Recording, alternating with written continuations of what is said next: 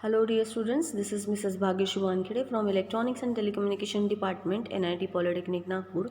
Welcomes you all for the lecture number 6, that is PLC instruction set number 2. This topic belongs to unit number 5, that is PLC hardware and programming.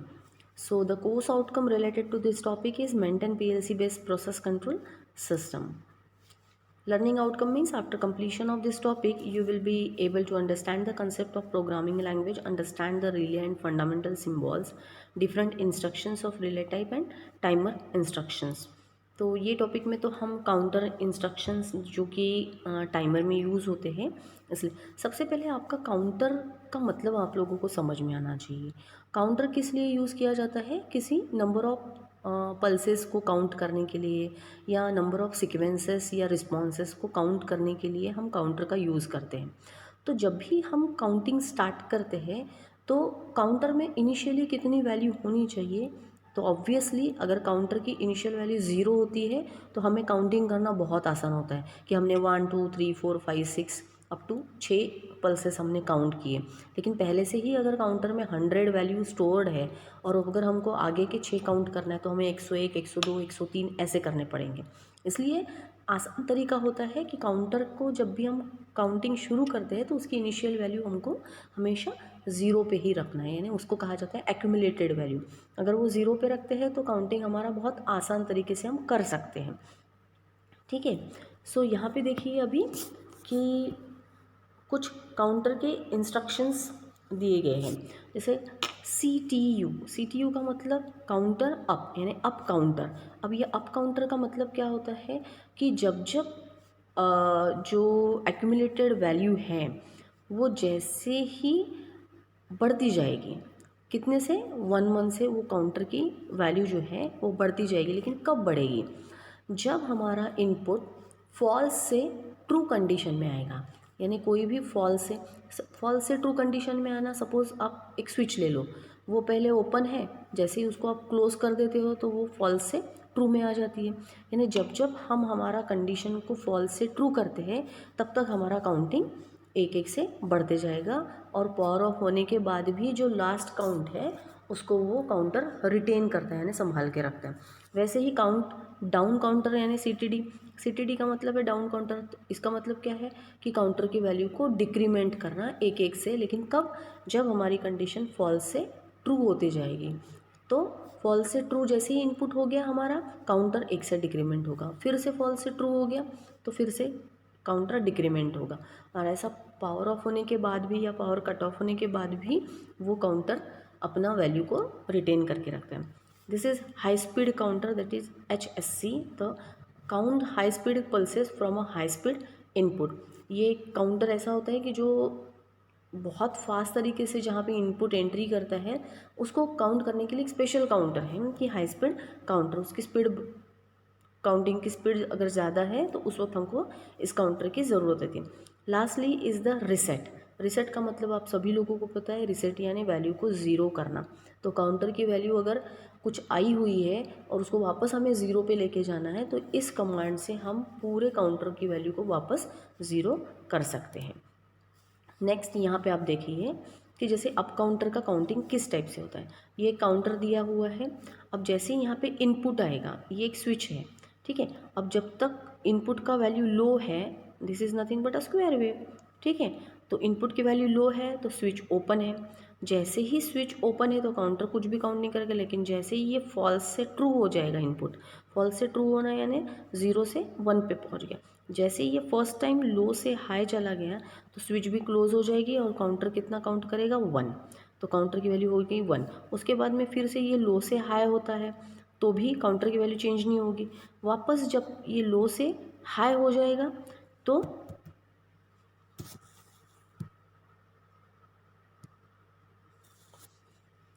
है ना, high से लो हो गया तो यहाँ पे counter की वैल्यू उतनी ही रहेगी 1। लेकिन जैसे ही ये लो से वापस हाई हो जाएगा, स्विच फिर से क्लोज हो जाएगी, काउंटर फिर से 1 से बढ़ जाएगा। तो ऐसे कितने बार हमारी वैल्यू लो से हाई हो रही है? 4 बार। 1 2 3 और 4। ये 4 टाइम्स अगर ये लो से हाई हुआ है यानी फॉल से ट्रू हुआ है तो काउंटर 4 रिप्रेजेंट करेगा। और एक्यूमुलेटेड वैल्यू यानी कौन सी वैल्यू मैंने कहा था आप लोगों को? जो भी अभी लास्ट वाली वैल्यू आई है 4, ये काउंटर की वैल्यू बनी रहेगी जब तक हम उसको रिसेंट कमांड नहीं देते तब तक। अब देखिए ये किस टाइप से हम काउंटर को डिज़ाइन कर सकते हैं। अब ये अप काउंटर अगर मुझे सेट करना है तो अप काउंटर सेटिंग के लिए यहाँ पे कुछ दिया हुआ है, काउंट अप काउंटर। फिर काउंटर का टाइप यहाँ पे दिया है, प्रीसेट यानी हमें कहाँ तक काउंटर को लेके जाना है, यानी हमको 7 तक काउंट करना है। और एक्यूमुलेटेड का मतलब हम कहाँ से शुरुआत करनी है।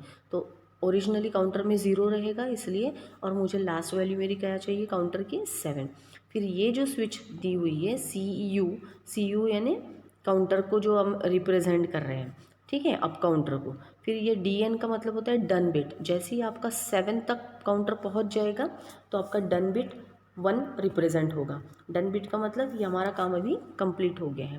नेक्स्ट होता है ओवरफ्लो स्टेटस बिट, यानी अगर काउंटर 7 से ज़्यादा जा रहा है तो उसने वो भी शो करना चाहिए कि वापस उसने 0 पे आके ओरिजिनल वैल्यू पे आके सेट हो जाना चाहिए। उसके बाद रिसेट इंस्ट्रक्शन का मतलब क्या होता है कि काउंटर 7 के बाद ही अगर मुझे 0 करना है तो मैं एक रिसेट की कमांड दे दूंगी और वहाँ से मेरा काउंटर 0 कर सकते हैं। अब इसी एग्जाम्पल को हम देखते हैं कि कैसे टाइमिंग साइकिल से हम समझने की कोशिश करेंगे। हमारा काउंटिंग की वैल्यू हमने दी है 7, इसका मतलब मुझे यहाँ पे देखिए कितनी पल्सेस देनी है, 1, फिर ये 2, फिर ये 3 अप टू 7 तक। यानी फॉल्स से हाई जाना यानी फर्स्ट वाला, फिर से फॉल्स से हाई जाना सेकंड, थर्ड, फोर्थ, फिफ्थ और सिक्स्थ एंड 7, यानी 7 टाइम्स मुझे हाई फॉल्स कंडीशन को ट्रू कंडीशन में कन्वर्ट करना है।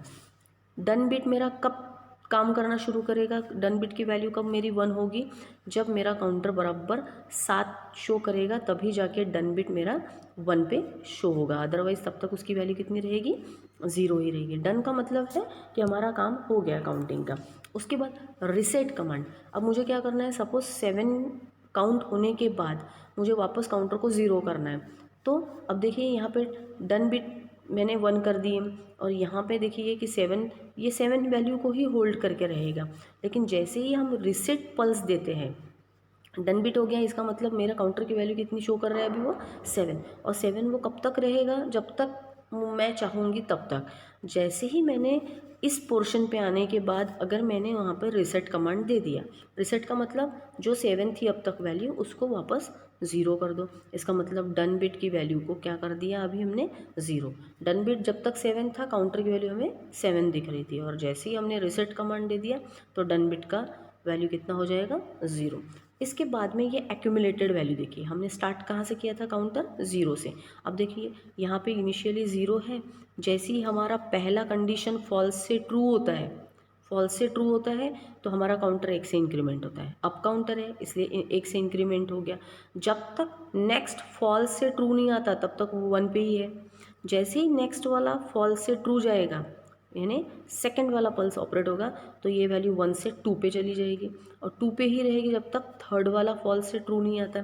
तो ऐसे कर करके जब तक ये 7 से 7वां बिट नहीं आ जाता, 7 टाइम ये ट्रू फॉल्स से ट्रू नहीं होता, तो हमारी लास्ट वैल्यू हमने कितनी सेट करके रखी, प्रीसेट 7। इसका मतलब जैसे ही ये वैल्यू हमारी 7 पे पहुंचती है, एट द सेम टाइम हमारा डन बिट 7 पे यानी 1 हो जाता है, हाई हो जाता है और 7 पे ही वैल्यू को होल्ड करके रखता है। इसके बाद में जैसे ही हम रिसेट देंगे वो 7 को वापस 0 कर दिया उसने, देखिए 7 को वापस यहाँ पे 0 कर दिया। तो ये अलग अलग बीट के अंदर में क्या क्या ऑपरेशंस हो रहे हैं या हम यहाँ से चेक कर सकते हैं। इसके बाद सिटी ऑफ काउंटर इंस्ट्रक्शन में काउंटर का नंबर किस टाइप से दिया जाता है। C5:0 का मतलब क्या है कि ये काउंटर नंबर 5 है, जिसमें से फाइल नंबर काउंटर की 5 नंबर की फ़ाइल हम यूज़ कर रहे हैं और काउंटर ये 0 नंबर का काउंटर। क्योंकि बहुत सारे काउंटर्स अगर है तो वो हर एक एप्लीकेशन के लिए अलग अलग काउंटर यूज़ होता है, इसलिए कोई ये वाला काउंटर कोई दूसरा यूज़ ना कर सके, इसलिए हमको इस टाइप से उसको आइडेंटिफाई करना ज़रूरी है। इसके बाद प्रीसेट वैल्यू की जो रेंज होती है वो 232-768 से लेके 132-767 तक होती है। लेकिन सॉरी, ये 132 नहीं चाहिए, यहाँ पे भी 232 चाहिए, ठीक है। और अभी इस एग्जाम्पल में भी हमने जो वैल्यू ली है वो 7 ली है। एक्यूमुलेटेड वैल्यू जो है वो एक्यूमुलेटेड वैल्यू की भी रेंज इतनी ही रहेगी, यहाँ से लेके यहाँ तक ही हो सकती है एक्यूमुलेटेड वैल्यू की। लेकिन हम टिपिकली हम कहाँ से शुरुआत करते हैं, हमेशा काउंटर काउंट करना 0 से, इसलिए यहाँ पे एक्यूमुलेटेड वैल्यू की जो वैल्यू ली है हमने 0 ली है।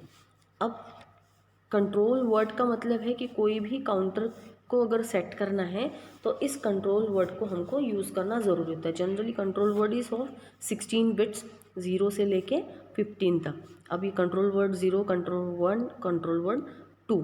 तो यहाँ पे देखिए ये जो 9 बिट्स है ये इंटरनल यूज़ के लिए है, हम इसको एड्रेस नहीं कर सकते हैं।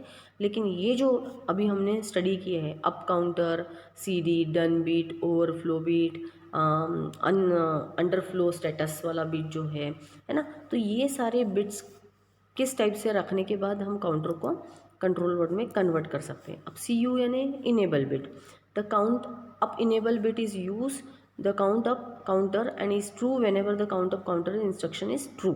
अभी देखा हमने कि जब जब काउंटर की इंस्ट्रक्शन ट्रू होती है तभी उसकी वैल्यू एक एक से बढ़ती है।